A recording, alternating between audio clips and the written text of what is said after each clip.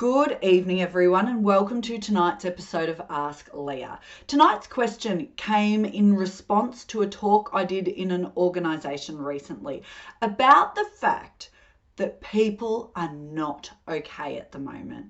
People are not okay. I'm working across so many different organisations, industries, and the thing that is really clear is that in this period where we are returning to the office, we have been through 2.5 years of hell in a pandemic.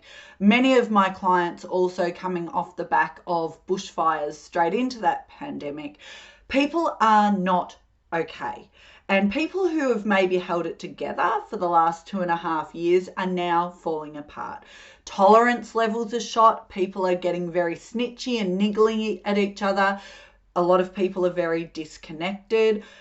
Overwhelm is a very real thing. We're distracted. We are stressed. And a lot of people are just not okay. The question was, Leah, what can we as leaders do about it? What can we do to improve the health and well-being of our people right now? Now, there's a whole workshop in this response, but to share a key tip with you right now, have the conversations that matter, folks. Have the conversations that matter. Boundaries have been blurred. Have you as a leader had a conversation with your team about what the expectations are around when people should be available?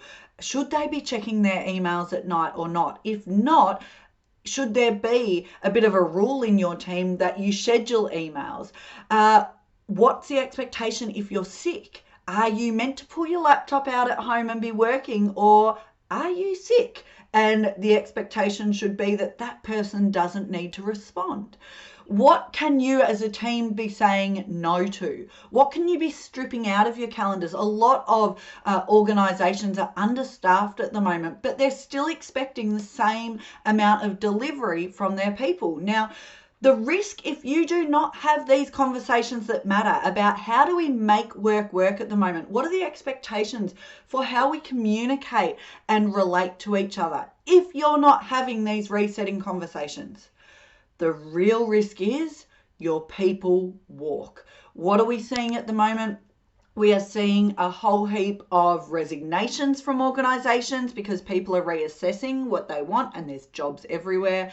And this phenomenon of quiet quitting, which really is code for burnout. Why are people doing the minimum more and more in some jobs? Because they are fully fried. So having these conversations isn't just a nice thing to do. It is essential for your success as a leader, as a team, as an organisation.